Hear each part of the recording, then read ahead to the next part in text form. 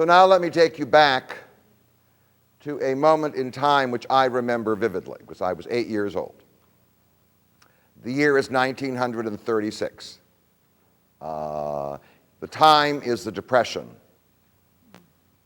And the candidates for the presidency of the United States of America are, on the one hand, Franklin Delano Roosevelt, seeking re-election, who won his first election in 1932.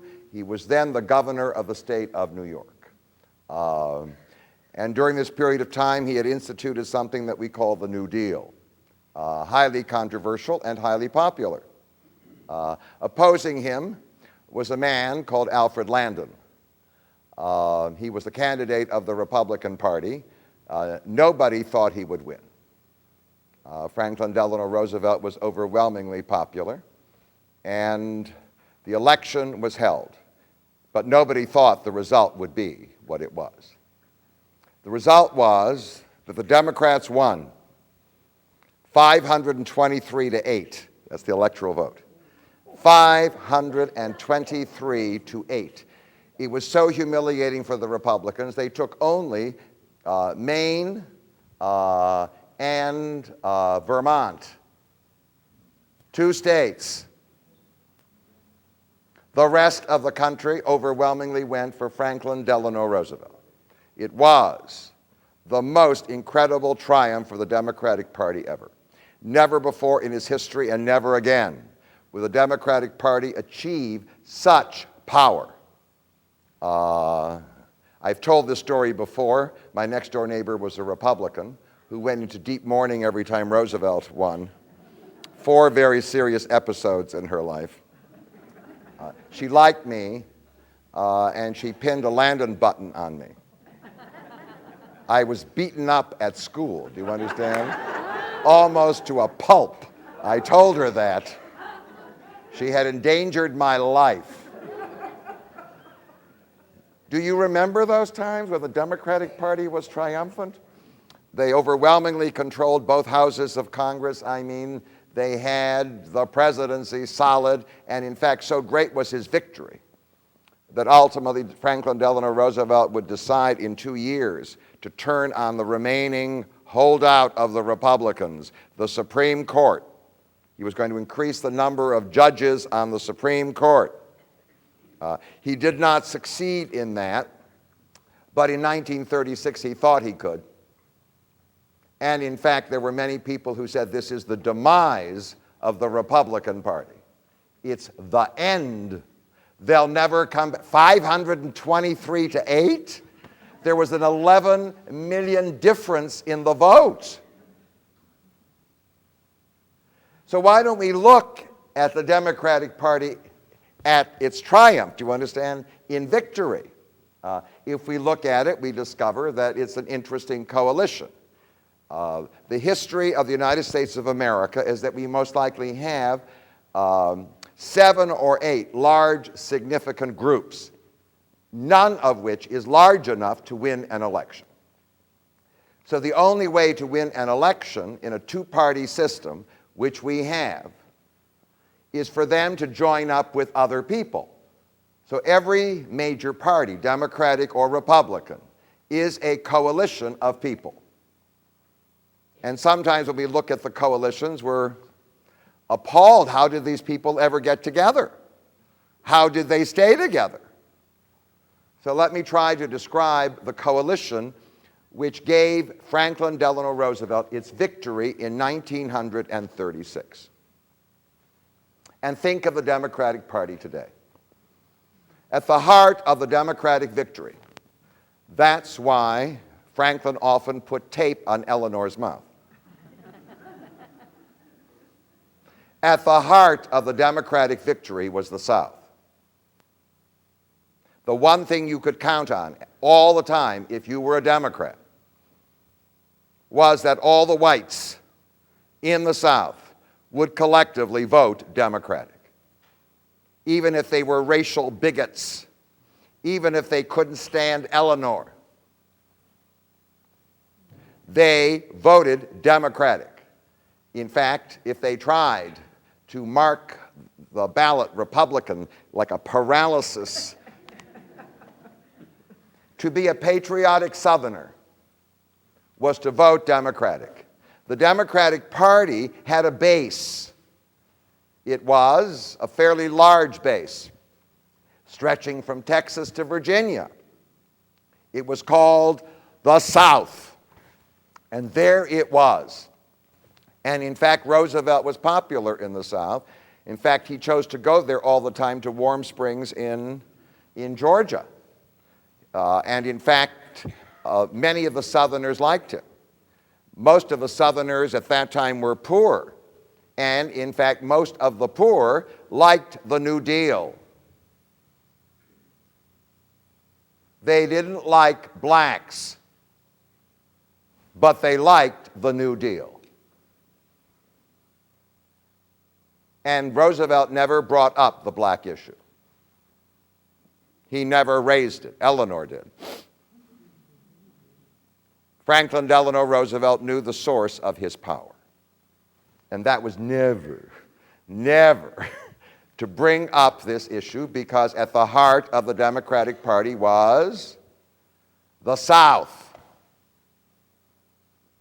Now, in the coalition, obviously, were the ethnics. They were mainly concentrated in the big cities. Some of them were out in the mines, who knows where, but they generally worked in factories. The overwhelming majority of them were Catholics.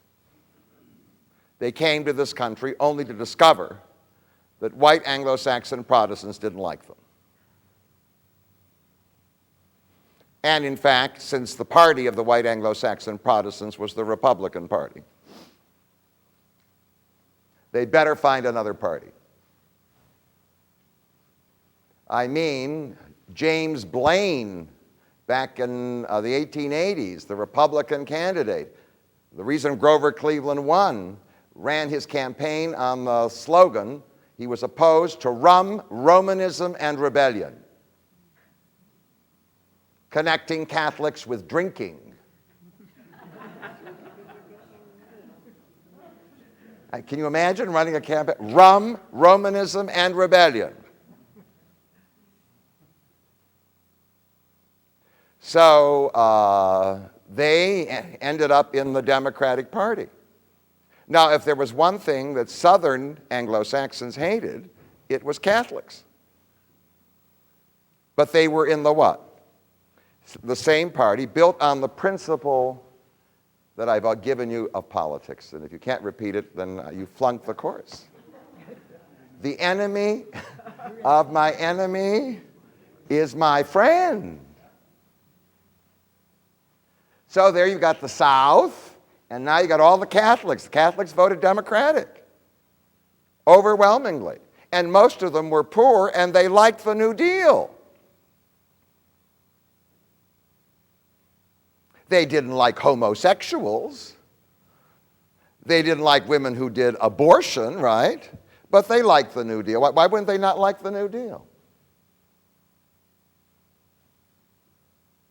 In this coalition were additional ethnics. The Jews. The Jews by 1936 were behind Roosevelt. It wasn't clear in 1932. The Jews were behind Roosevelt because some of them were poor. Others had made it. They were behind Roosevelt because Roosevelt had declared his hostility to Adolf Hitler in Germany. And for Jews, that was a major issue.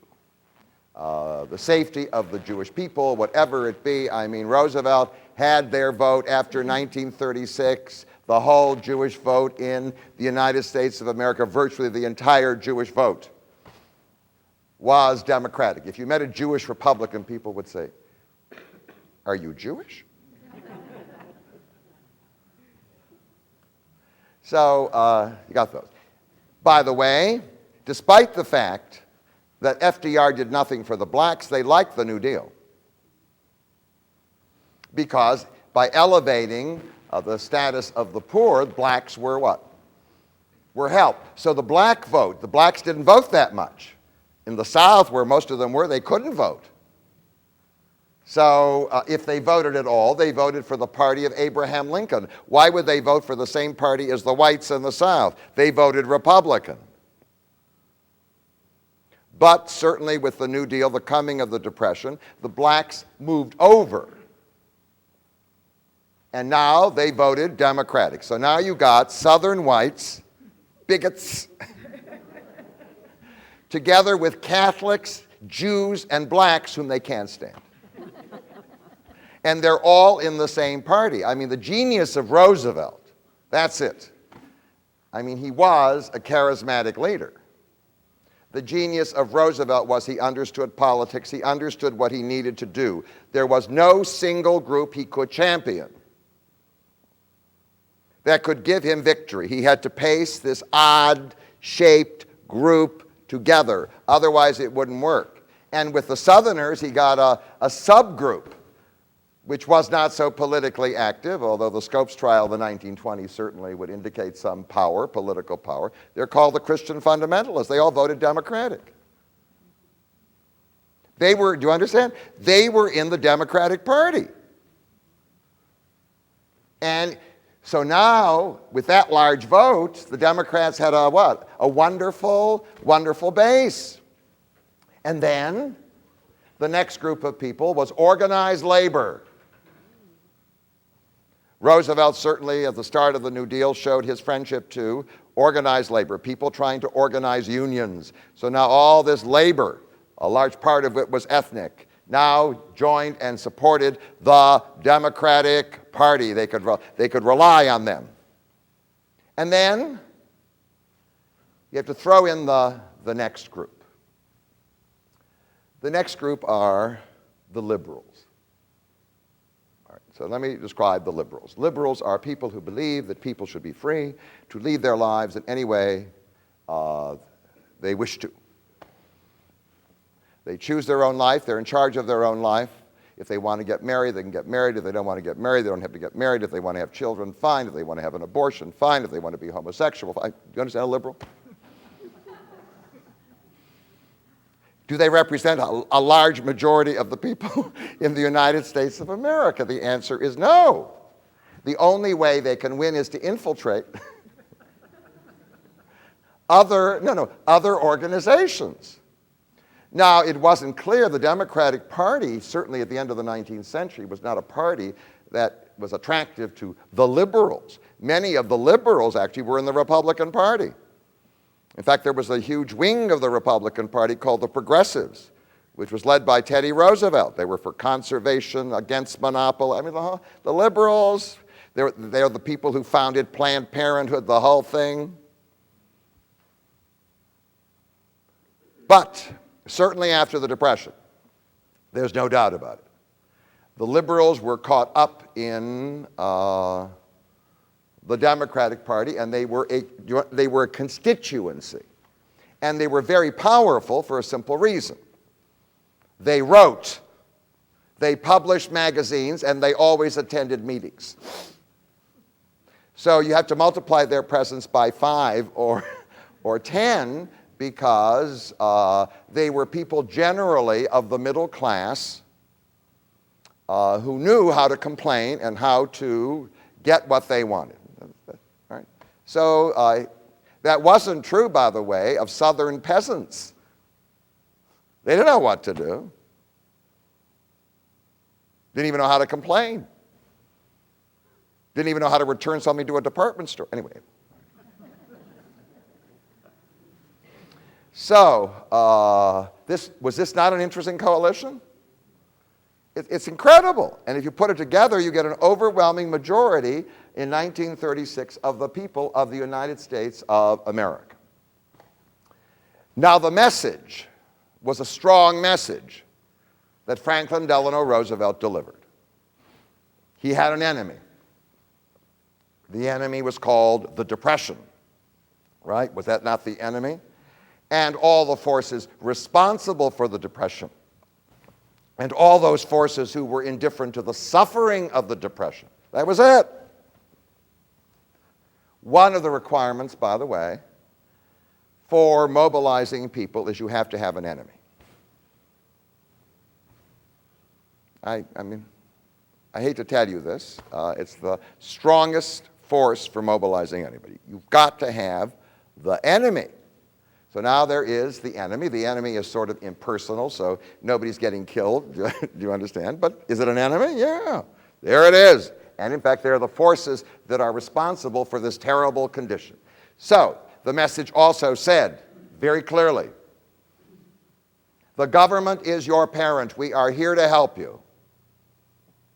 And what we need to do, so this is now a regulated economy, right?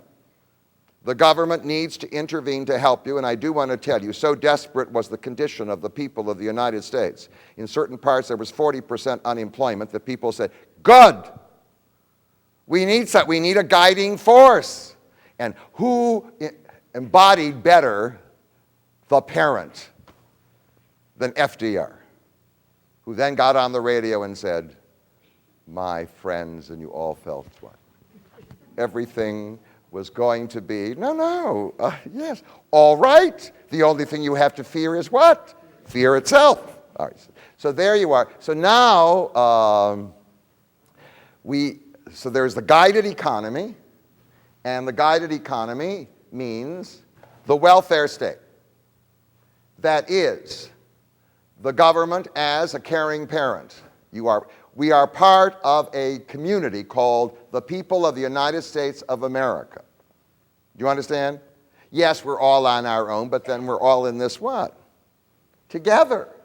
And the group has a kind of parent, and the parent indeed is the government. There is the President of the United States of America, and the government will give you help. They'll arrange for you to get what? A pension. They'll arrange for you to get some kind of a subsidy so you can buy some food. And they will even arrange for jobs. The WPA, the CCC, do you remember all those things? And in fact, in the 1930s, there was great enthusiasm. The people who voted for Roosevelt in 1936 were enthusiastic about what was done. It was a very, very clear message. His message, and this was very important, it didn't really embrace blacks, but it did embrace ethnics. The Roosevelt administration was the first administration to aggressively recruit Catholics, Jews, and others to serve in the government. There was now a Jewish Secretary of the Treasury. There were 4 Catholics in the cabinet. That was not true under the Republicans. There was token representation generally by Roman Catholics, and there may have been one Jew that showed up earlier. But on the whole, there's this new affirmative action, and that was certainly appealing to a constituency on which Roosevelt depended, and it wasn't a racial issue because the people he chose were ethnic whites. So is that a strong message? Yes. It was a very strong message, and then he added something to it in the 1930s after he achieved victory. He shifted the enemy. The enemy in the 1920s that had certainly supported the Republican administration. The enemy was the enemy of the Bolshevik Revolution, Russia. But in the 1930s, Roosevelt moved the focus.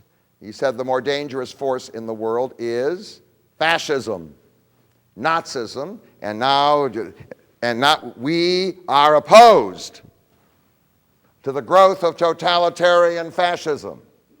Was it a strong message? Yes. By the way, he had to be very careful with it because the American people were not prepared to go to war over it, but what?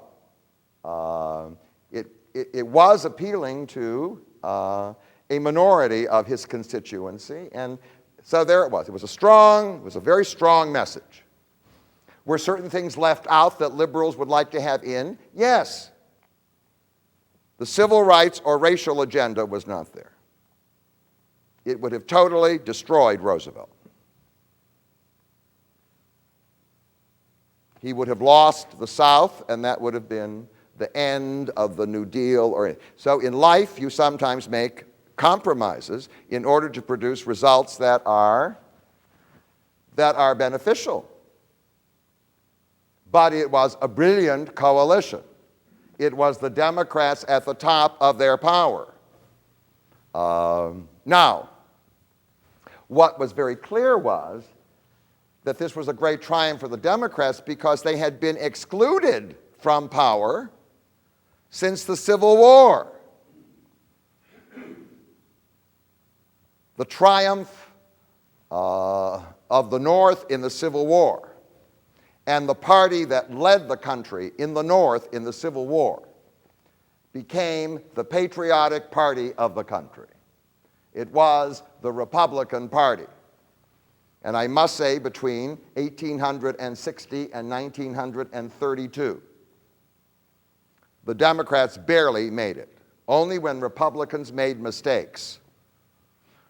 One of the mistakes that brought in Grover Cleveland was this idiot, James Blaine. Rum, Romanism, and rebellion. Thank you, James. Hate the Pope. Oh, that's great, Jay. That's very good. We now have, millions of Catholic voters. You're really smart there, James. Okay, fine. All right. Okay. And then the second time was when the Republican Party split over the issues of monopoly, government control of big business, conservation, into the progressive wing led by Teddy Roosevelt and the conservative wing led by the incumbent William Howard Taft in 1912. And the result of that was that a Democrat slipped in, otherwise he would never have slipped in. Had the Republicans remained united, Woodrow Wilson would never have become the president of the United States. So you got the two slip-ins there? That's it. Otherwise, it's Republican time. They are the party in power. Now, the Republican Party is newer than the Democratic Party. It emerged in the 1850s, 1854, whatever it is. The argument is still going on whether it was Jackson, Michigan, or some place in Wisconsin. I am not going to be a part of that controversy. For me, it's been settled. It's Jackson, Michigan. Anyway.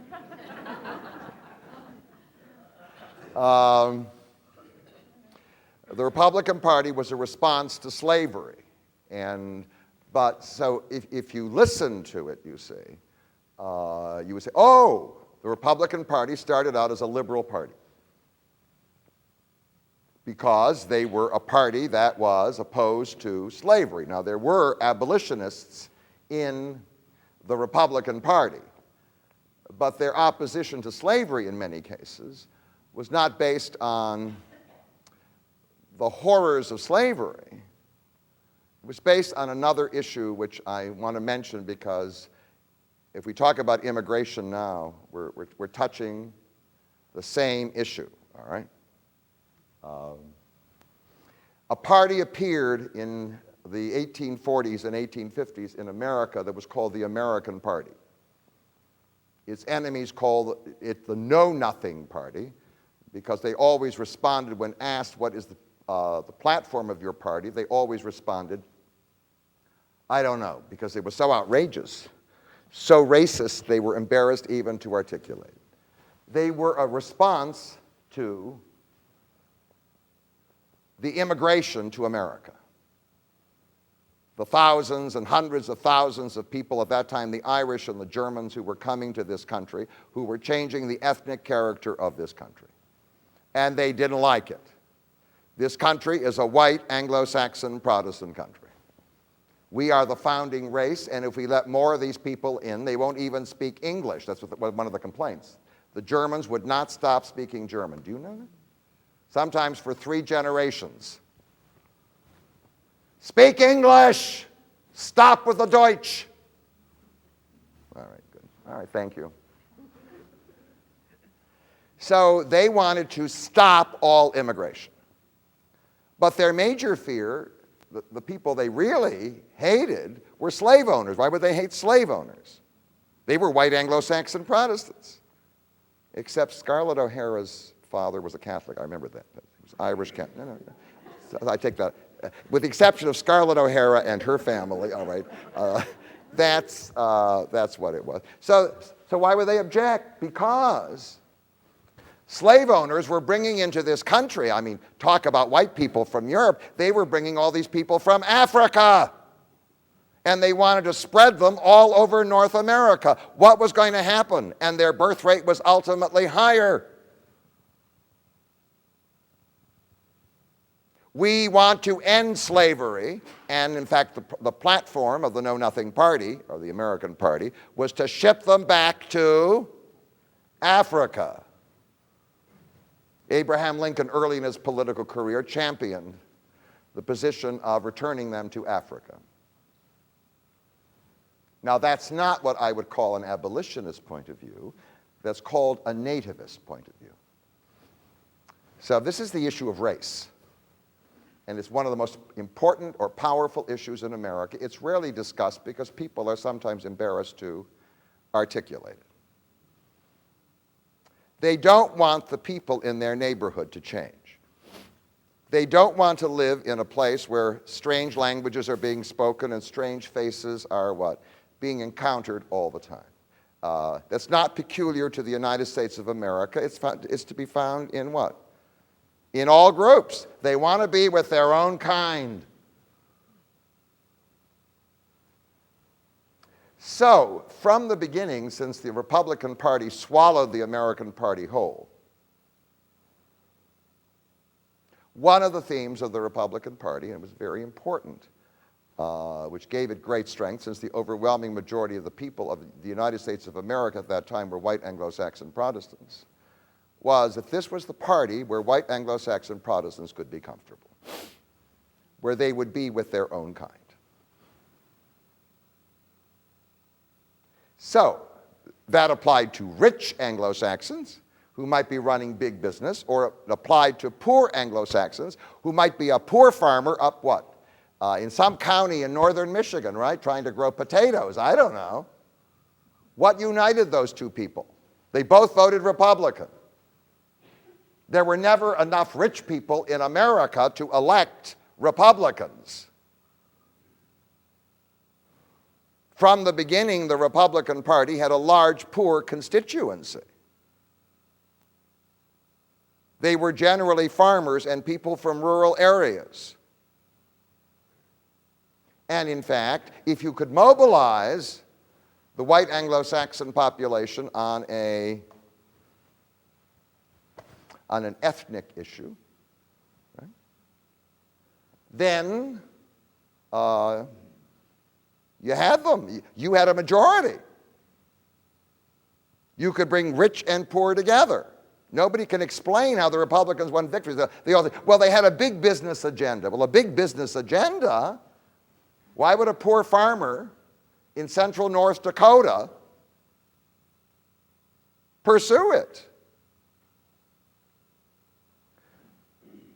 Hang on to that agenda, because that agenda will be consistently there in the what? In the Republican Party. It's the defense of the integrity of the founding race, if you will, of the American people. And in fact, it would be manifest in an argument that went on in the Republican Party. So now let me explain what happened. And it was part of the instability of the party. When you try to build coalitions, two parties may agree on one thing, but they may what? Disagree on another. So, one of the groups of people that the Republican Party picked up for obvious reasons was big business. Big business was in the North. Big business was run by white Anglo-Saxon Protestants. So it became attached to the Republican Party, but big business needed cheap labor. Oh, where were they going to come from? Well, one, they could issue a little notice out to all white Anglo-Saxon Protestant ladies. From now on, it's a baby every year. That's it. Stop the vacations, whatever. It's a baby, and we're going to what? We're going to double our population. We're going to triple. That was not feasible. So the only alternative was to import immigrants. So that led to a controversy. What's happening to this country? And it was an argument within the Republican Party. You still hear it when you hear the immigration debate today. Big business wants cheap labor. Let those Hispanics come across the Rio Grande. Do you understand? They'll be cheaper than domestic labor. And then there's the other side of the Republican Party. They're the defenders of what we call the white Anglo-Saxon Protestant. They're here. What's going to happen to this country? They're not even going to speak English.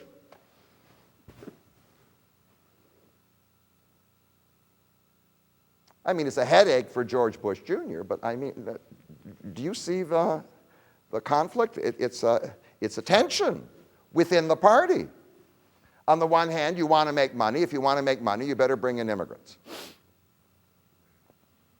On the other hand, if you want to preserve the racial and ethnic character of the United States of America, keep them out.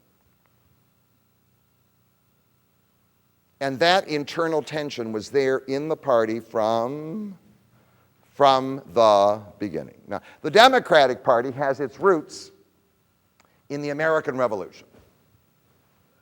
In the American Revolution, there were two groups of people who joined the revolution. The people who started it, basically, were up in Massachusetts. They were mainly engaged in trade and commerce. And what they hated about the British government was taxation without representation, and the whole thing, all these taxes, we're going to run our own affairs. They were interested in business. Now, if there was one group of people who hated Yankees, they were the people from Virginia. Why would the people of Virginia join the Yankees? Do they care about taxation without representation? A little bit. They were mainly farmers. What they wanted was land.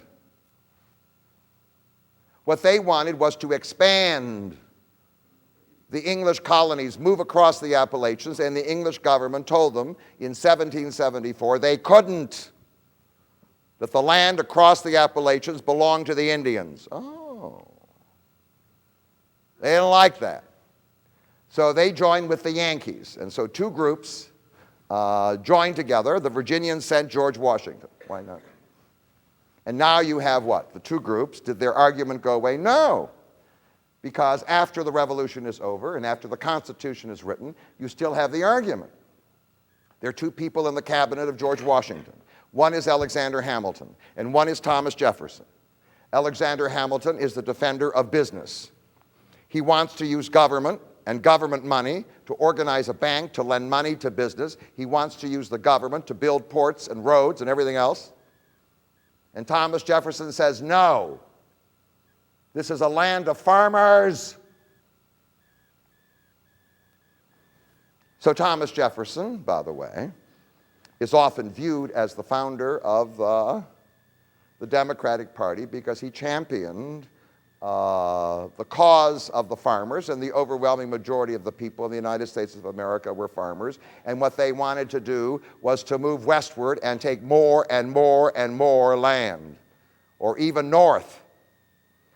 What gave the Democrats their first victory, and they weren't called Democrats initially. Ironically, they were called Republicans.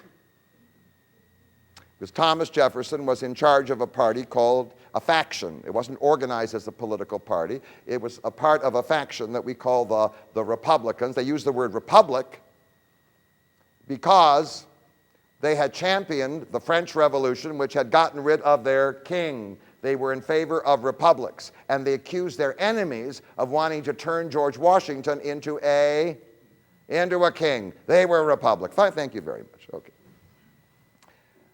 But the War of 1812 finished them off, the opposition, because the expansionists decided to invade Canada.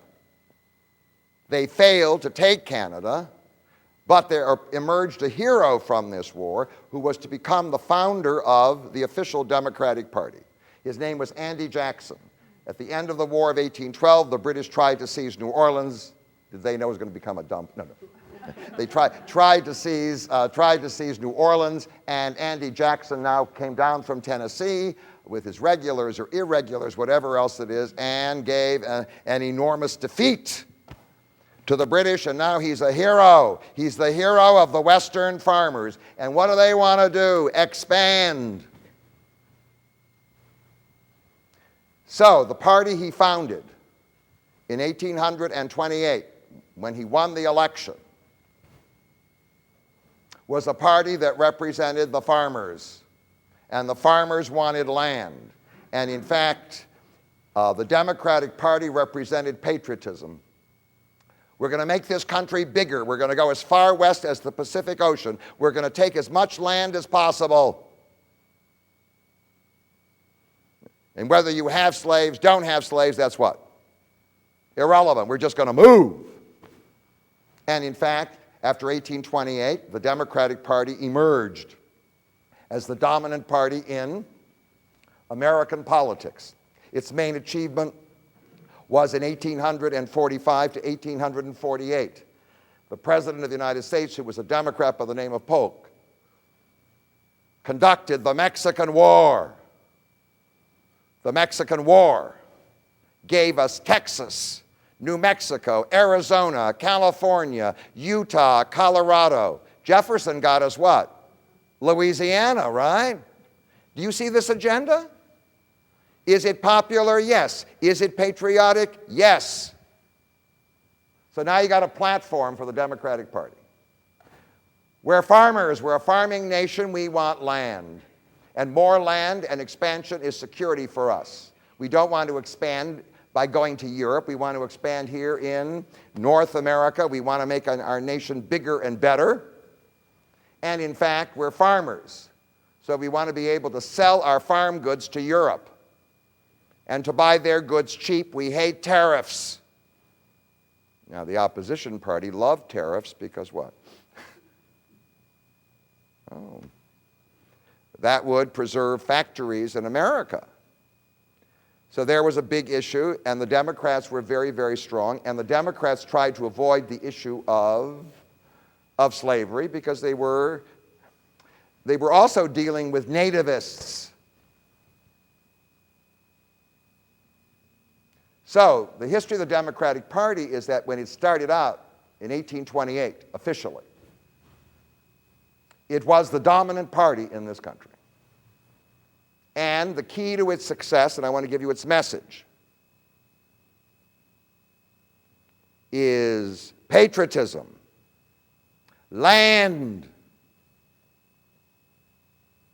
And the farmers love to hear it. So, the Democrats were in charge until in 1860. They ran into the problem. The expansionists were divided into slave owners and anti-slave owners, and that would lead to the Civil War, and that would lead to the demise, the almost decline of the Democratic Party. Although I do want to tell you, in 1864, when Abraham Lincoln ran for his second term, he was almost defeated by the Democrats because the war had gone on too long. Even longer than the war in Iraq. Anyway. So now the Democrats are trying to pick up the pieces. And in fact, they're in exile. And they remain in exile until 1932.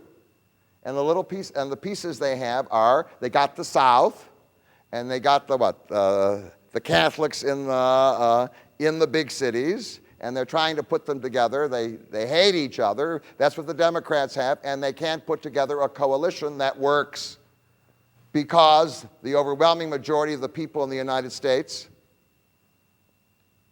in the North are white Anglo-Saxon Protestants, and the party that represents who they are and what they are is the Republican Party, and they can recruit the rich and the poor. Now, out of this whole thing, there emerges a series of issues. So let me talk about the main issues in elections. The main issue in elections in the United States of America, although it's rarely articulated because even by the end of the 18th and the early part of the 19th century it was outrageous, is race.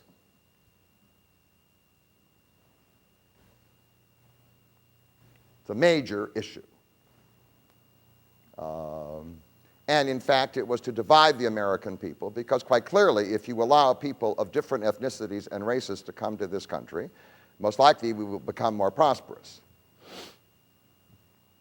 But on the other hand, we won't have the country we had.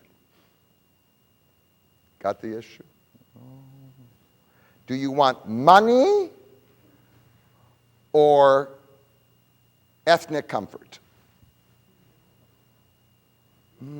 That easy? Not easy. But it's an issue. The second issue is patriotism. Patriotism says, I'm a member of this nation, and this nation has to be strong, and I will do whatever is possible to make this nation strong. I'm even willing to die for this nation. Okay, thank you. That's called patriotism. And certainly, if you look at the history of things, after the Civil War, the party of patriotism in this country was the Republican Party. Had they not defeated the forces that sought to take away part of the states?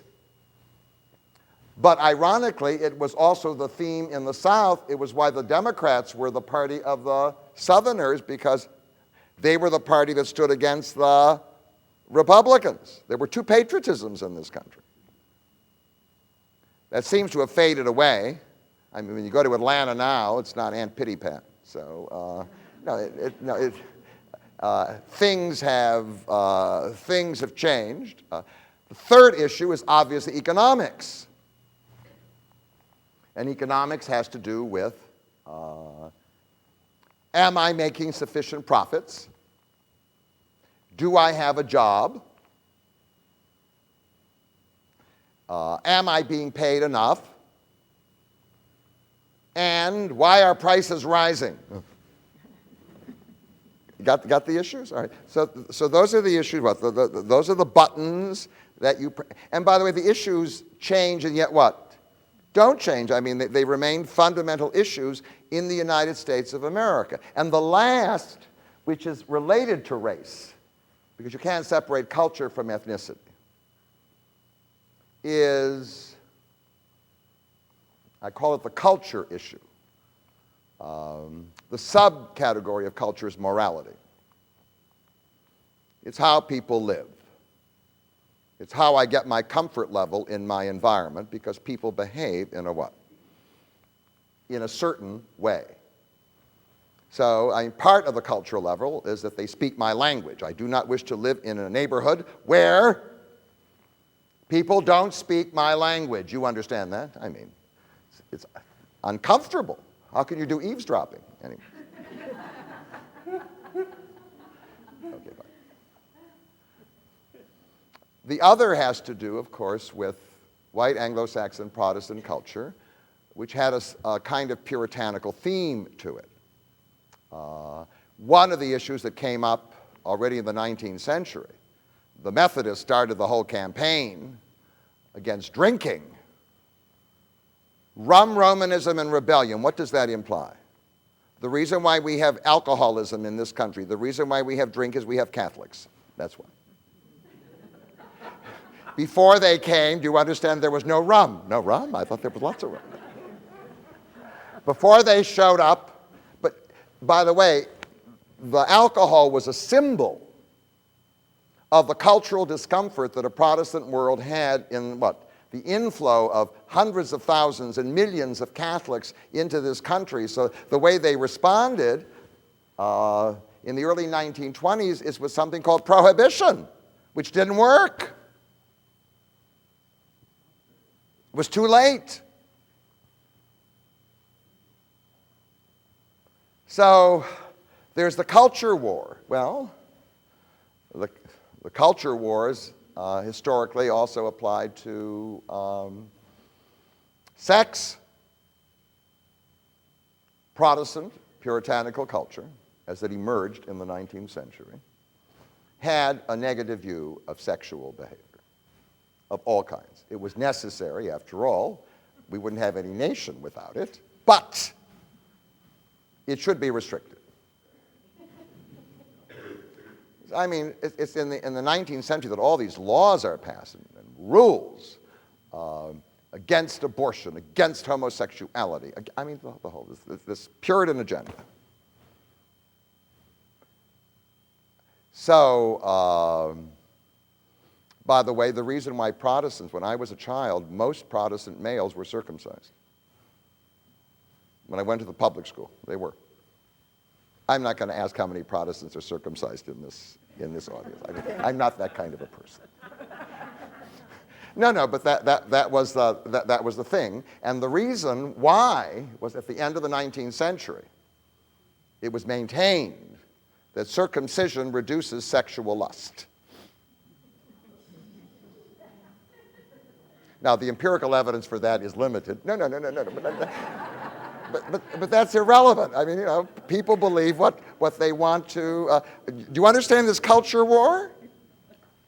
So built into what I call the affirmation of this white Anglo-Saxon Protestant culture was a very strong restriction on what we call sexual activity. In other environments, those actions may have been deplored, but nobody bothered to enforce it as strictly. But here it was. And in fact, that would serve as the foundation of something that we now call fundamentalism. It was always there. It isn't that it suddenly appeared out of nowhere. Got the issues? All right. Now, the main constituencies, the political parties, and we ended up with a two-party system. We always claim that it's the best possible system. Because in the end, you have to build a coalition. If you have a two-party system, you have to build a coalition before the election. If you're not a two-party system, as in Europe, you have to build a coalition what? After the election, because no party has a majority. You have to pace them together. So here are the main constituencies. And in fact, you have to have enough of them to win. All right? There is in this country a very strong nativist constituency.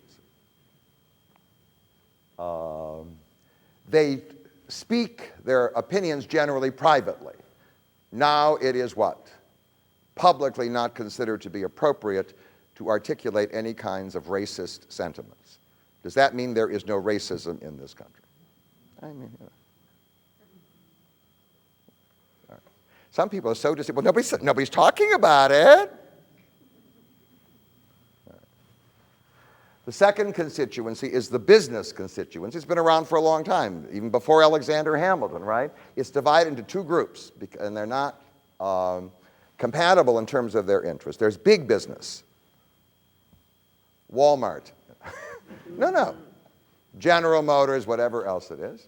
They have one constituency because they tend to drive the other constituency, small business, out of business.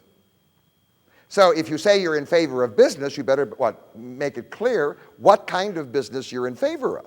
Because what's good for small business may not be good for big business. When I say books now, I only have two names. I either go to Borders or I go to Barnes and Noble.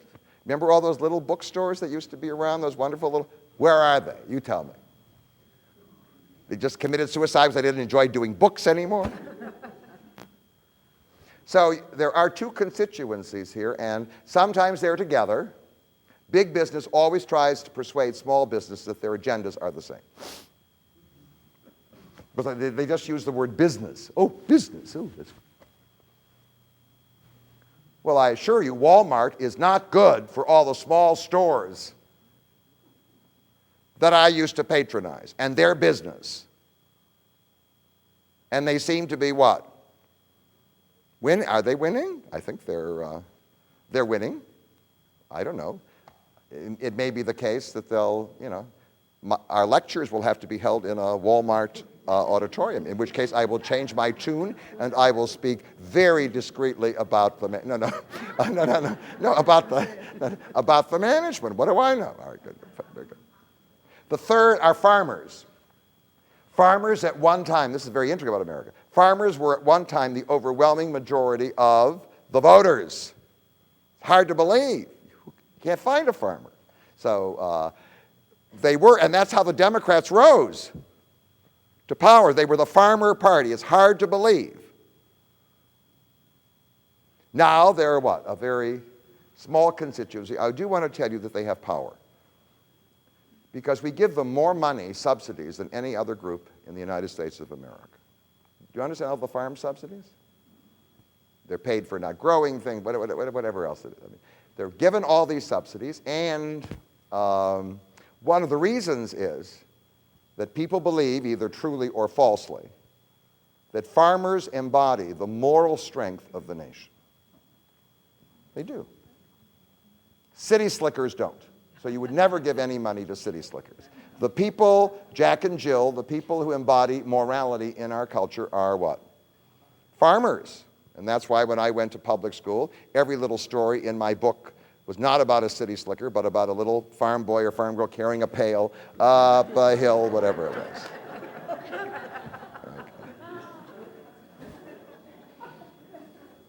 One of the constituencies is organized labor, which was bigger than it is now, by the way. It is a constituency. It's deeply what? It's deeply troubled. It really emerged in great force in the 1930s when the New Deal and the Democratic Party allowed unions to really organize. Another one, obviously, are the ethnics. And the ethnics include, there are blacks and there are Jews and there are Armenians and there are still leftover Irish and whatever it is. They're all over the place. And now we've got Asians, do you understand, of all varieties, Vietnamese and Chinese and Japanese and South Asians, Indians, Pakistan. The variety is endless. They are constituencies. And each group has a constituency or has an issue related to its own group survival, right? There may be something happening in its homeland, and it would like the United States of America to help them in its homeland or whatever else it be, huh? So, then there's a constituency called the poor, which cross ethnic lines. They're amorphous because they sometimes find it very hard to organize themselves because they are divided by racial barriers and they're divided by ethnic barriers. And then we have this constituency called the liberals.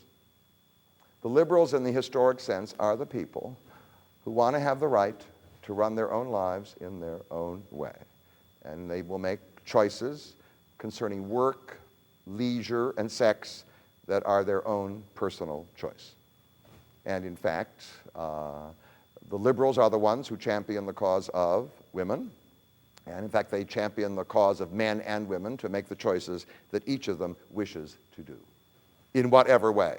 And they define it generally by saying that these choices are based on a right. Okay. And the last group is a group that came out of the culture wars. We call them the fundamentalists. They're mainly centered in the south of the United States of America. It is estimated that somewhere close to 40% of the people, that's the high estimate, share the ideology of fundamentalism in the United States. But most likely the group of people you can mobilize is somewhere around a quarter. Is that substantial? Very substantial. All right. Now, Roosevelt came, the Depression came. Should the Democrats say thank you for the Depression? I don't know. No Depression what? No Democrats. The Democrats came to power, and they held power from 1933 until 1953, a 20-year period, which included Franklin Delano Roosevelt, and then his successor, Harry Truman. And then came the loss between 1953, basically, and the present. The dominant political party that has control of the presidency has been the Republican Party. It has. It has, with a few exceptions that you can mention, Jimmy Carter and Bill Clinton. That's it. The rest of it is all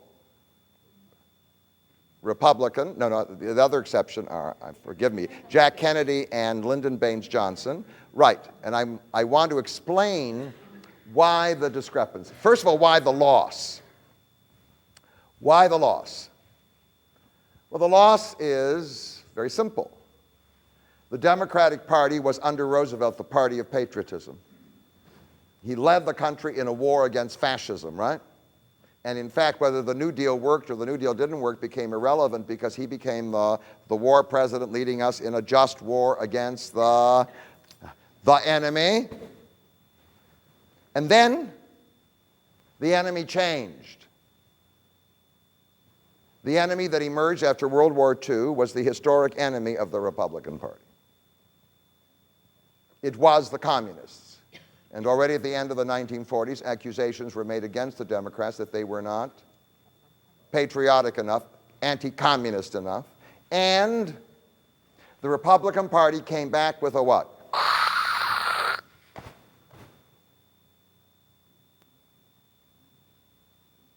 It came back, and its main theme, the central theme, was anti-communism, which could mobilize both rich and poor.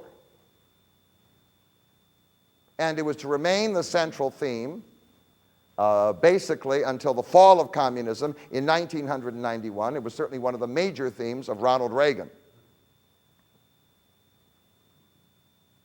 As a result, the Democrats lost some crucial constituencies. One of them were the Catholics. The Catholics shifted over to the Republican Party because the Catholic Church, even poor Catholics, whatever it was, for them, the government had to be anti-communist, and so they moved over. The second issue that created the loss was the civil rights movement. The civil rights movement drove the South out of the Democratic Party, the base, and it moved over into the Republican camp. Today, the South is the base of the Republican Party. So now there's no base. Now,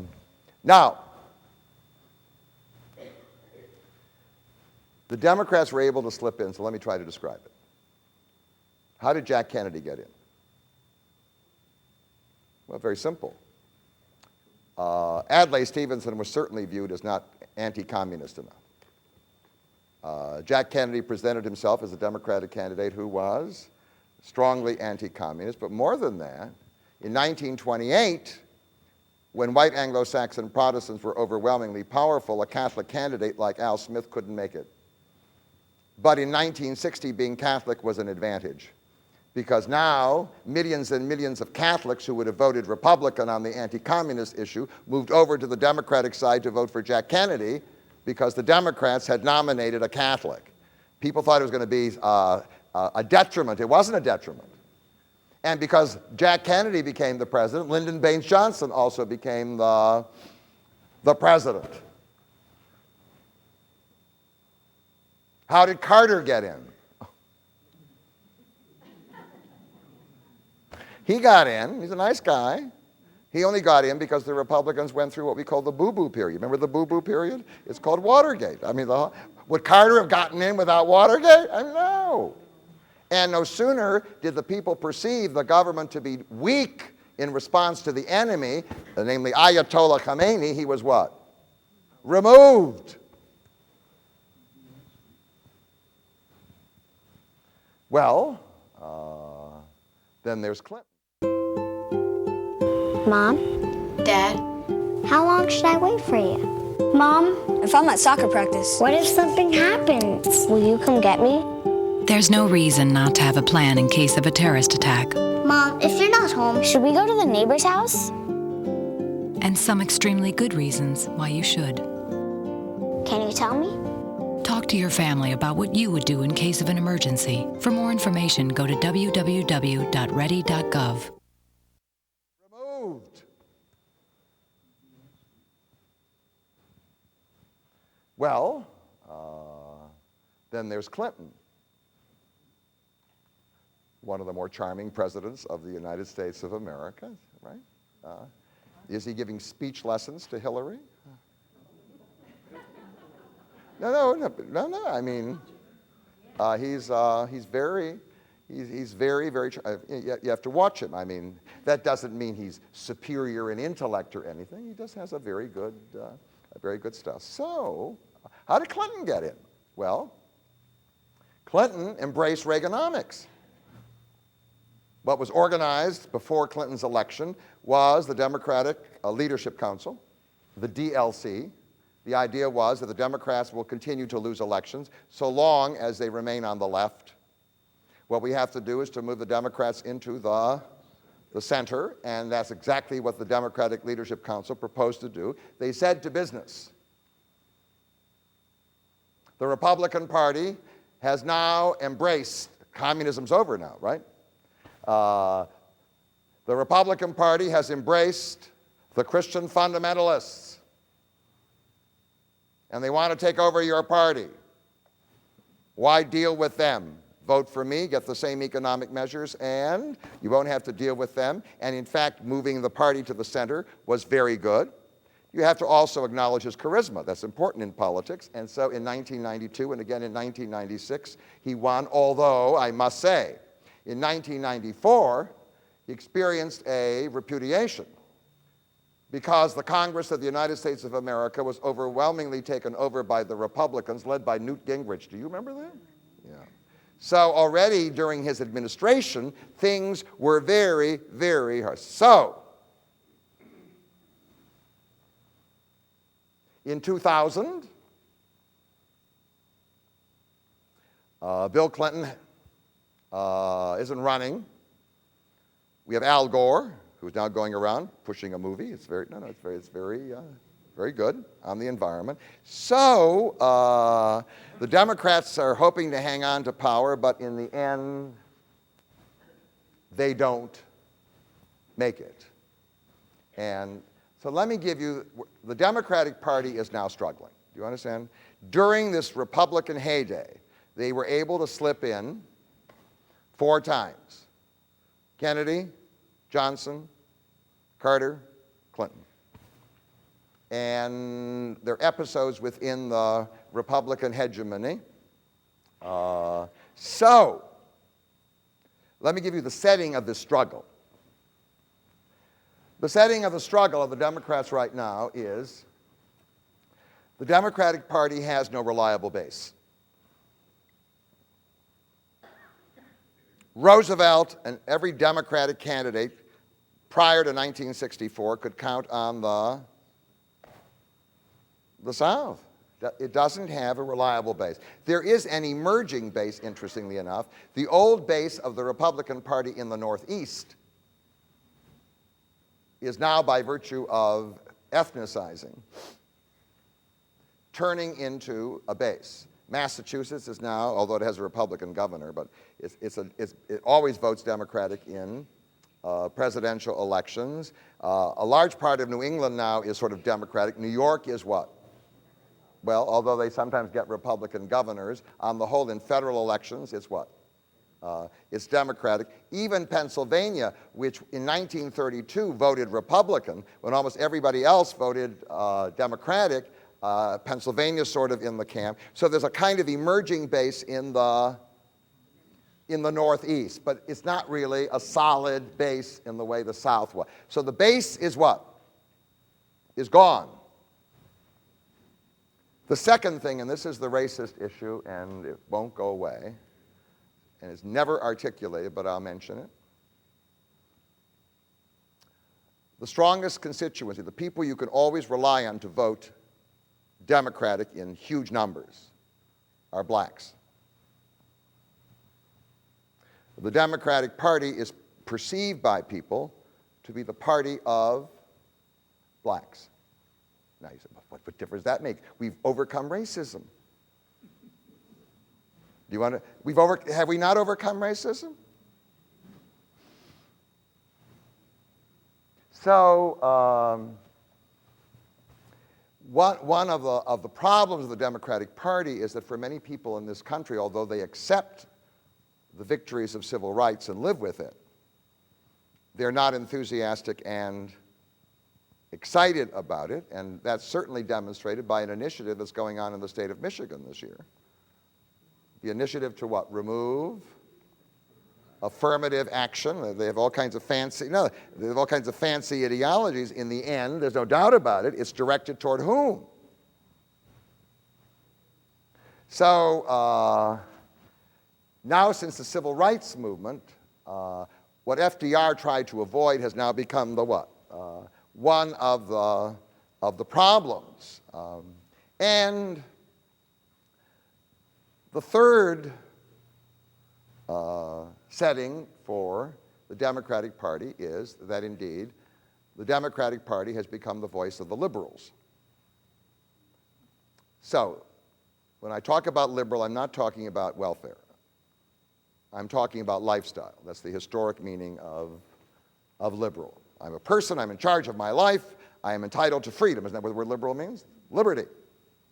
So now that raises certain issues because the 1960s were so revolutionary that ultimately new issues came up, and I want to refer to the new issues, all right? So there are new issues that have been added to all the other issues. One is the issue of lifestyle, it's culture, right? So now we have, since the 1960s, we have the issue of feminism, abortion, homosexuality, right? Were they issues in 1932? Were they running around? No, they weren't issues. Now they are issues. What gave Bush his victory in 2004, there's no doubt about it, was the furor over gay marriage.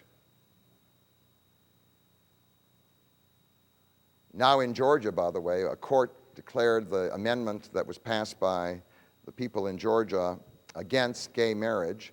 It was declared unconstitutional the way the whole thing was done, and now the Republicans are picking up on that thing. They're going to make that the what? You can forget the war. They're going to pick up on that issue. So the Democrats are now identified with a series of cultural issues that are overwhelmingly provocative, where not only can white Anglo-Saxon Protestants be recruited, but Catholics can be recruited. Traditional Jews can be recruited. And even some blacks can be, right? Can be recruited. And in fact, that leads to the controversy, you see. Does the Democratic Party stand up and proudly say, that's it, abortion is a right, gay marriage is a right, because keep saying it, and win an election?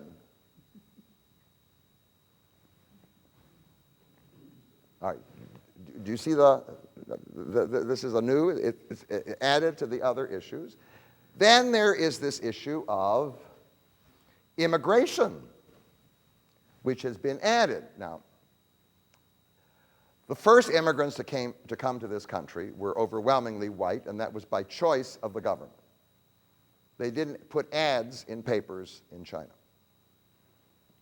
or Vietnam, and even, they didn't want these people. They wanted white people, so they came. Now, the advantage of white people is that if they come to this country, learn English, and can sit quietly in a row,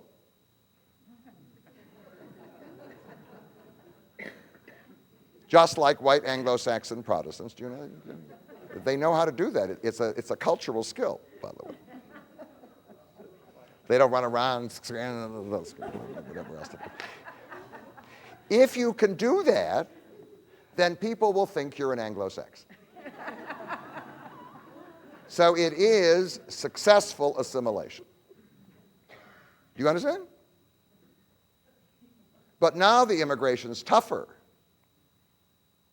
Because even if an Indian from India, South India comes, learns English perfectly, whatever else, in the end, he doesn't look like a white Anglo-Saxon Protestant. And now, pouring across from Mexico, doing all our menial work, are the Hispanics. And they're certainly racially different. They look like Indians.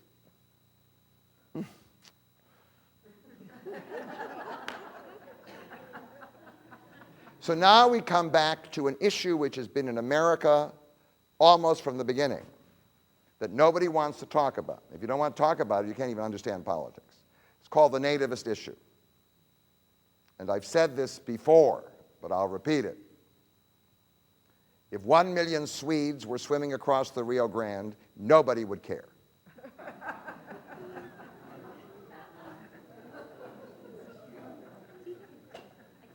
It's a racial, do you understand?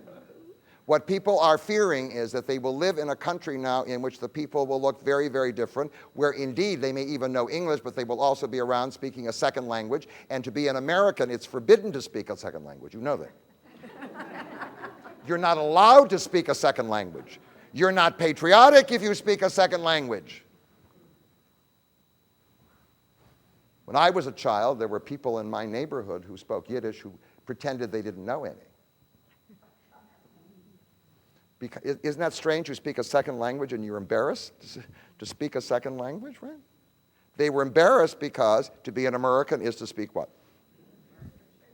One language. Don't confuse me with two. All right. So the world, the comfort level of people is what? Altered, and the people put up a wall. And the third issue that has emerged, and it's very important because the Republican Party has championed big business. Big business has now decided to outsource. Now, big business has always claimed it's the backbone of the economy of the United States of America. It produces jobs. Well, right now, big business is taking away jobs and shipping them all over the world to other people. Now, that raises one of the main issues in America, which is what? Patriotism. Is it patriotic? Got these other issues? All right. So, the question now is, we're going to have an election, a congressional election in 2006, and then we're going to have a presidential election in 2008, because in order for the Democrats to really regain power, they would have to seize the what? The presidency again. And now, with these new issues and with divisions in the Republican Party, some Democrats say, if we can only get our act together, we have a chance to what? Come back. Look at the mistakes. Look at the opportunities we've got. Here, we have a Republican president running a war that we're not winning. Running a war where we're stuck. That's it. Two, we have a Republican president who now even has annoyed all kinds of Republicans because he has extended the powers of the executive so far, do you understand, in terms of surveillance. Got an issue. Third, we have an economy in decline, in the sense that we have alienated many of our major industries. They are going.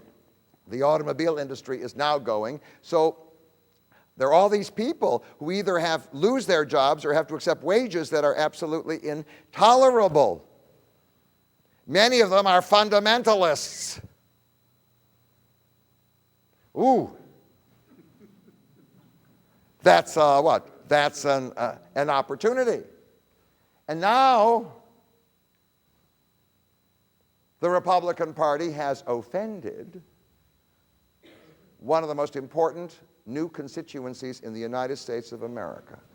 And in fact, if 40% of them voted Republican in the last presidential election. If they would shift, they could give Democrats the victory. They're called Hispanics. The Republican leadership, not George Bush Jr. necessarily, but certainly Republican leadership in Congress have said, you are undesirable. You have come into this country, and quite frankly, you're going to have to apply. You came here illegally, and you may be deported, and we may put up a wall. And the issue is nothing racist.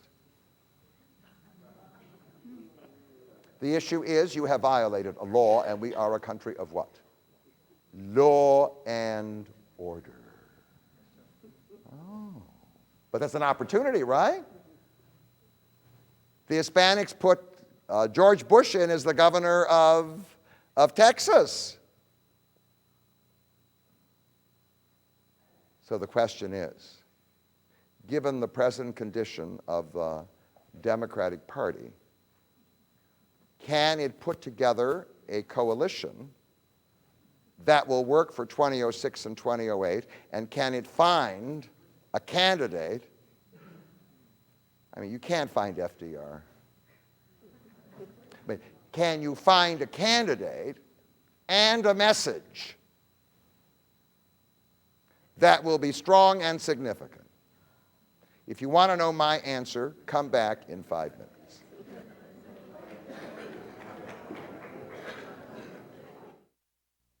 Yo, what's up, baby?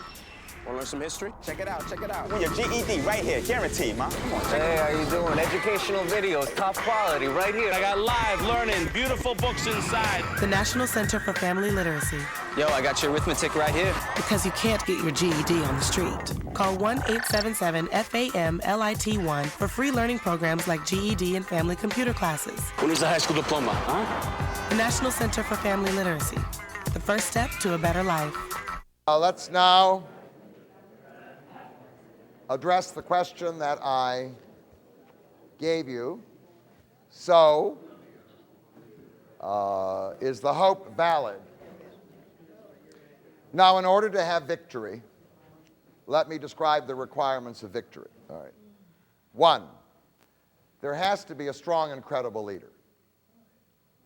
That is, I'm looking not only at 2006, I'm looking also at 2020. A credible leader is, if the Democrats are to win, the person has to convey strength and credibility as a leader. All right, so there has to be a strong message, which is not only bashing the opposition, but also what? Some kind of a message that will give people hope, because there's so many issues now where people are confused or they are despairing. There has to be always the image of patriotism. You cannot run for the President of the United States and consent to the humiliation of the United States of America. Cannot. Impossible. 4, if your program is too far to the left, forget it. You can feel pure and simultaneously experience intense failure. That's it. Because politics, people say, oh, you have to give up morality. That isn't true. In any given situation, what you want to do is to produce a result that will provide some good. People who are always pure are always rejected, and they don't accomplish anything. So I don't fault Roosevelt because he did bring up every issue, because had he done that, his what? His whole thing would have collapsed and nothing would have been done. And everybody could walk off saying, well, I am a moral person. Thank you. Moral people are judged by their results. People who talk pure and never produce a decent result are not moral in the same way. Okay. So you have to move to the center. That's what brought Bill Clinton in. I assure you that had he conducted his campaign like George McGovern, it would have been over in a moment. So he moved the Democratic Party to the center, and in fact, and I must say this, had he not boo-booed, most likely Gore would have gotten in because there was a precedent of success. And I've said this many times, I have never forgiven him for that. when you have that much power and that much responsibility, he had a responsibility to the agenda of millions and millions and millions of people. He's one of the best speakers I've ever heard, and he boo-booed. So, and if you can arrange one, you need an enemy. Sometimes you can't. No, I mean, no. But that can't. No. It has to be an enemy perceived by the American people. Simply turning the opposing political party into the enemy is not a credible way of doing it. In fact, you'll simply make them the underdog. So, and it may not be possible to do that. Now, the issues of 2006 and 2008, they're going to be there. Are one, the war. The war isn't going away. The war in Iraq and the general war against terrorism. Two, prices. One of the issues that Republicans are really worried about is the fact that gasoline is now $3, almost $3 a gallon, and all kinds of people who have voted Republican are what? They're furious. What are we going to do about it? Why is it so expensive? They're even listening to the fact that maybe oil companies are what? Making immoral profits or whatever it be. The third are jobs. There are certain places in the United States of America where the economy seems to be functioning very well, but one can see the vulnerability of our economy, and there are certain places like Detroit where what? It's just rotten, and in fact, people are worried about jobs, and if they have a job, they're worried about their wages. Can they survive, they and their family, at a standard of living that is regarded as credible with the wages that will now be available by big business? There's the issue of the deficit. I mean, the credibility of the American economy is threatened by the fact that we have this debt that won't go away, and in fact, the deficit only increases because nobody can resolve the war in Iraq. So the party that always claimed that they wished to balance the budget, and even people inside the Republican Party who are rebels are saying, what kind of a program is this? There is the issue of immigration. Not easy to handle. There are 11 million illegal immigrants in this country. What are you going to do? Deport them? Are you going to nationalize them? Make them citizens of the United States of America? Are you going to put a wall up along the border? There's the issue of health care, by the way. The one welfare issue that seems to be overwhelming in the country is the one that the Clinton administration started off with, trying to salvage is health care. That is, health care is bankrupting corporations. They most likely would be happy if the state would intervene and assume the responsibility for health care. And in fact, there's this great anxiety because in the United States of America, there may be 1/5 to 1/4 of all the people in the country, if not more, who have no coverage or insufficient coverage, and certainly the number most likely is larger. So this is an anxiety. You have to address it because that's the welfare issue. And in an aging society, health care becomes overwhelming because it could totally take all of your earnings and your income. Now, the candidates that presently are available, I mean, there are a lot of them. So let me mention who they are. The leading candidate, and she has received various positive articles recently, is Hillary Clinton. I mean, the thought that Bill would become the house husband of the White House, the reversal, I mean, you can just see the scenes, I mean, the cartoons, the whatever. It doesn't make any difference. She has been very smart. She ran for the Senate in the state of New York. It wasn't even her native state, right? She moved to New York, she ran, and she won.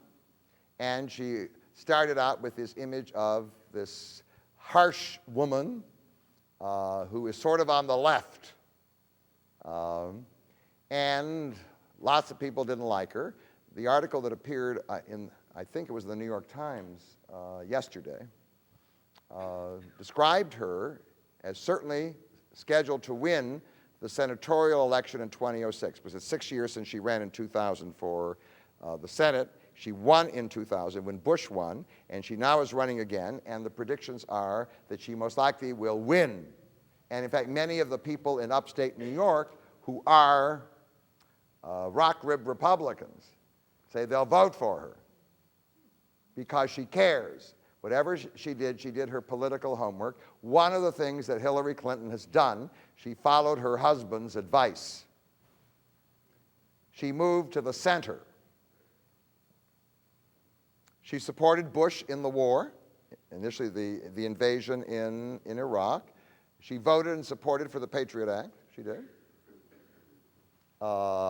And when she talks about lifestyle issues, she tends to be tempered now, where before she used to be sort of more to the left. She has deliberately moved herself into the center, so much so that Newt Gingrich now loves her. No, I mean, will wonders never cease. Now, he's moved a little bit from the right into the center, but there they are. So, polls indicate among the voting public that she is right now, I mean, at the present, if we were doing a presidential election right now, and the Democrats had to choose somebody of all the candidates to say they want to be president, she is the strongest, by far the strongest.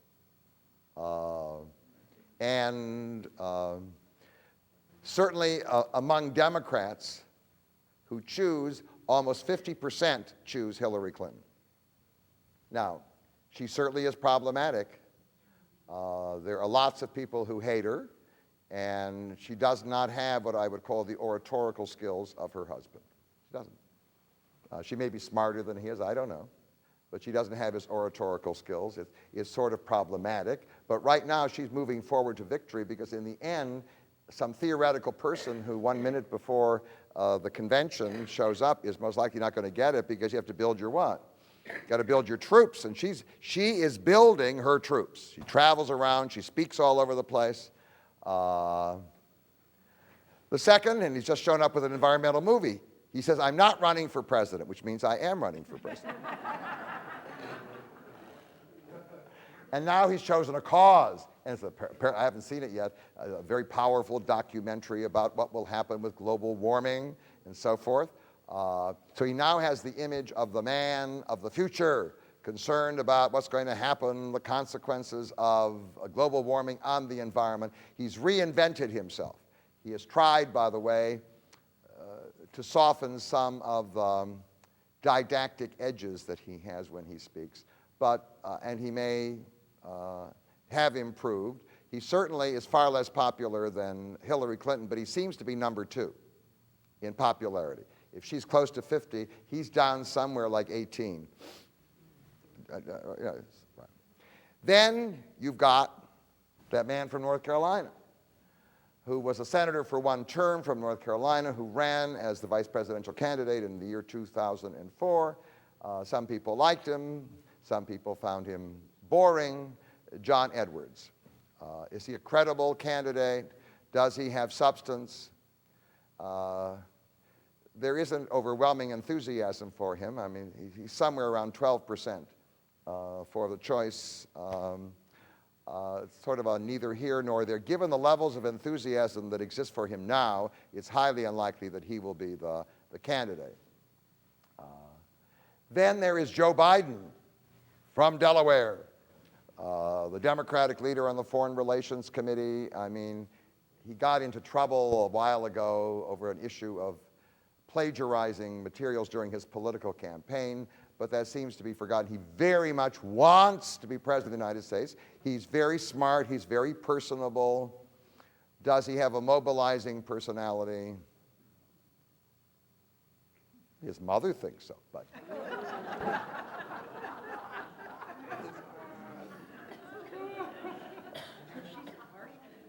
Then there is the son of Birch Bayh, who was a Democratic senator from Indiana, and in fact, Evan Bayh, who managed to become the governor, the Secretary of State of Indiana, then the governor of Indiana in 1990, 1992, and he's articulate and charming, but somewhere like around 5% even know who he is, and does he have what it will take, the presence? The answer is no, and then next to Evan Bayh is Governor Warner of Virginia, the Democrat. Now, Bayh and Warner belong to what we call the Democratic Leadership Council, that council that Clinton helped to found, which wanted to move the Democratic Party to the center. So Bayh and Warner are viewed as centrist candidates that could appeal to large numbers of independents who had voted Republican, because they tend to be conservative Democrats as opposed to what we call left-wing Democrats like Howard Dean. And then you've got somebody on the left, the very active senator from Wisconsin by the name of Senator Feingold. And Feingold co-sponsored the bill to restrict campaign or financing with John McCain and the whole thing. So does he have a chance? Russell, I call him Russell, but Russell, does he have a chance? So if you're looking at the people there, most likely the two people who are there that have some level of credibility are Clinton and Gore right now. I mean, somebody else new may slip in. Is either of them strong enough to carry a campaign against John McCain or Giuliani? I mean, that's going to be the opposition. It's not going to be Senator Frist, and it's not going to be Laura Bush. And some people want Condoleezza Rice, but it most likely won't be Condoleezza Rice. So John McCain wants it very badly. He even went to meet Jerry Falwell, so badly does he want to be president of the United States of America. Can either Hillary or Al Gore do in John McCain with his moral authority, whatever it be? I mean, so it isn't George Bush Jr. running again. And in fact, the Republicans most likely will choose somebody who will not be viewed simply as the heir of George Bush Jr., who will have an aura of independence and a certain level of moral authority. And the strongest candidate available of any is John McCain. So that is the opposition that they face. Now, let me mention something about getting the Democratic message together. The Democrats disagree on the war. There are large numbers of Democrats who want to pull out of Iraq right away. And then there are others who say, we can't pull out, we're stuck. It would be humiliating for the United States of America, no matter who started the mess or whatever else it is. We can't just leave. We have a responsibility, both to the people who are there and also to the reputation and power of the United States of America. So there's this disagreement. And can you get a platform in which you go like, I mean, one of the platforms you could have is this. How do you as Democrats feel about the war? Well, I don't know.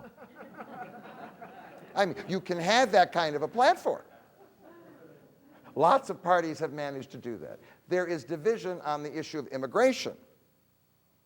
I mean, I think the overwhelming majority of the Democrats are in favor of legalizing the immigrants, but I do want to tell you, there is strong opposition from two quarters. One is organized labor. They see this whole thing as a plot on the part of big business to get cheap labor coming across the Rio Grande, to lower the wages of people in unions and whatever else it is, and they want it stopped. And they're also blacks. Blacks and Hispanics have become rivals. And in fact, blacks say, well, this is our country. We've lived here for a long, long time. And who are these newcomers coming in over here? They forget these people are Indians. They were here first. No. Who are these people coming in here to, do you understand, to do menial work, take away our jobs and whatever else it is. So there's opposition from two major constituencies in the Democratic Party. So again, you may get a resolution that goes like,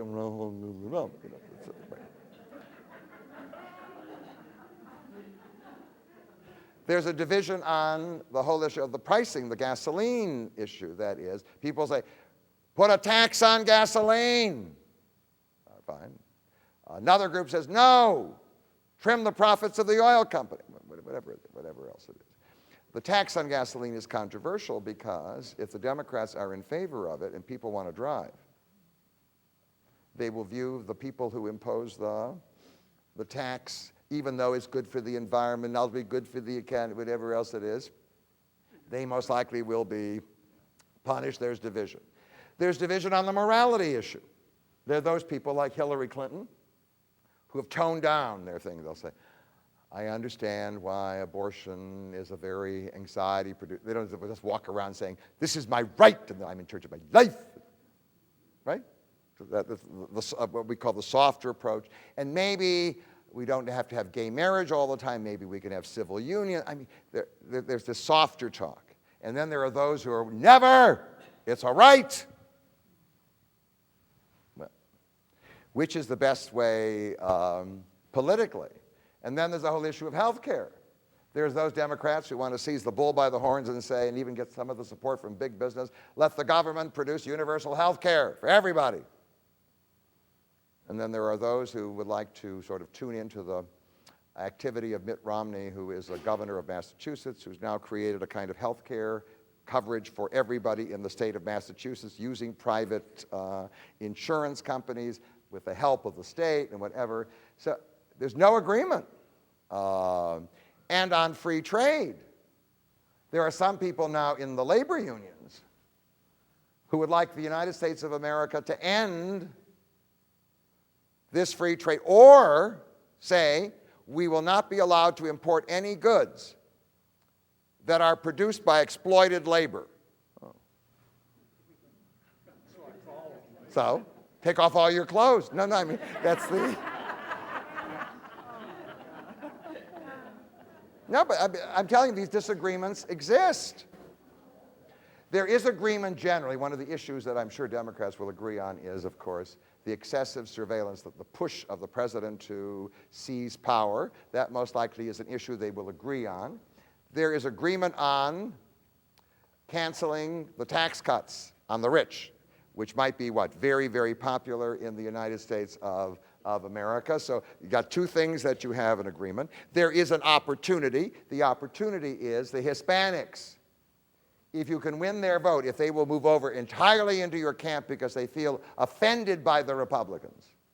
But in order to do that, you would have to offend some of your own constituency.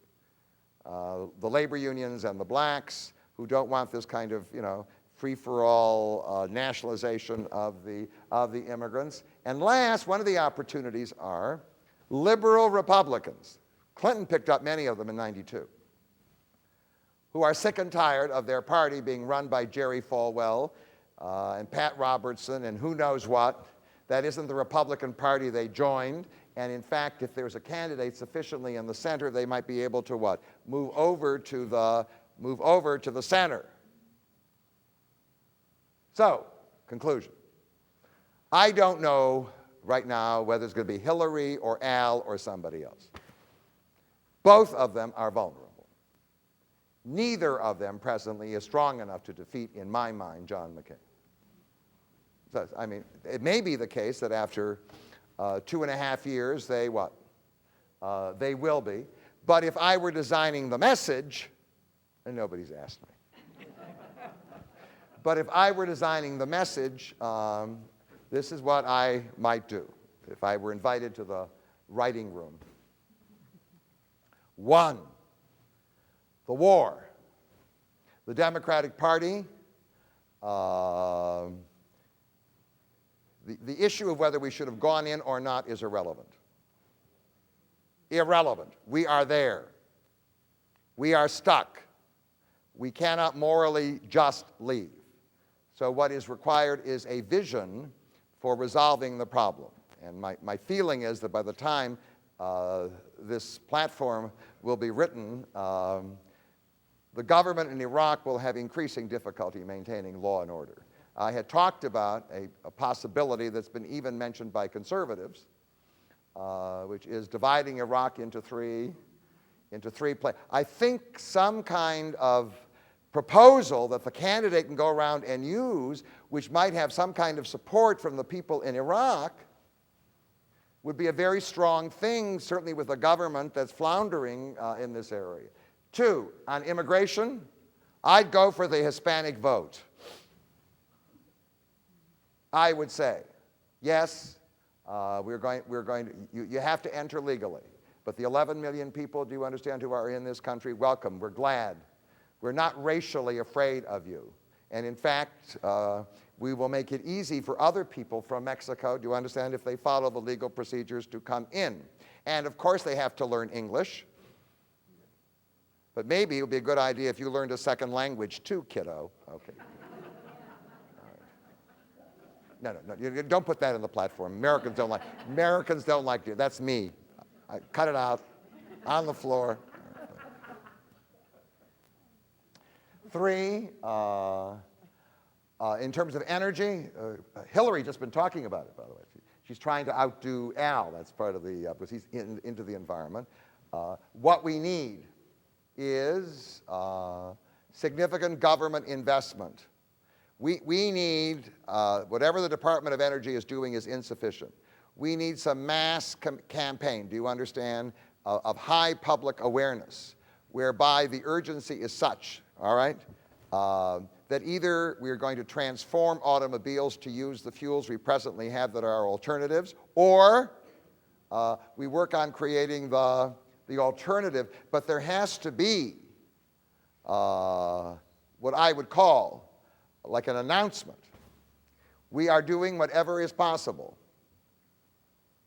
to rescue ourselves from the total dependence on oil, and we're willing to put what? Money. Is that not important? Money in terms of encouraging the research. 4, the healthcare issue, quite frankly, I think ultimately we're going to end up with universal health care because our businesses will go bankrupt unless we do that. But it most likely will not be politic in 2008. What needs to be talked about is the initiative to create a universal health care. I mean, actually, what this Republican governor in Massachusetts did is a role model for something that could be done. Whether the Republicans will pick up on it, I don't know. But certainly the Democrats should. That is universal coverage using this mixture of government support and private health insurance for the care of people. 5, on the morality issue, candidates that are going to come out in favor of gay marriage just like that, they're finished. And the Republicans will be glad to kill them. So this is what I call political expediency, but it produces results that may work. Is in fact, one sympathizes with people who have difficulty, both in the abortion freedom issue and in the gay marriage issue. And yes, we will have some restrictions on what we call abortion freedom. And yes, we may substitute in some cases civil unions for gay marriage, whatever it be. But I must say,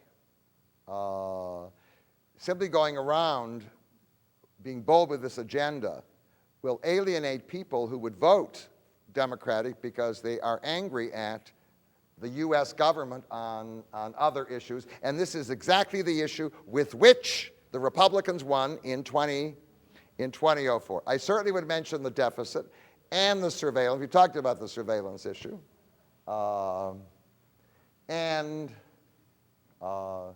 Now comes for me one of the great initiatives because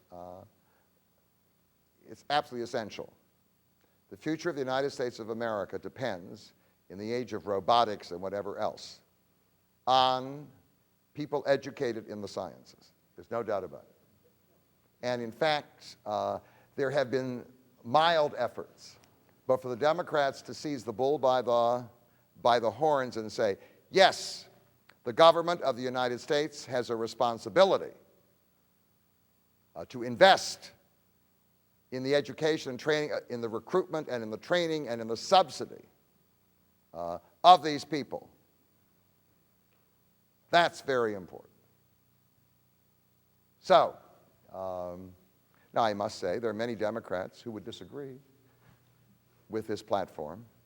I think it's a centrist platform that has a chance to win, but it has to be attached to a person who most likely can defeat John McCain, whatever it be.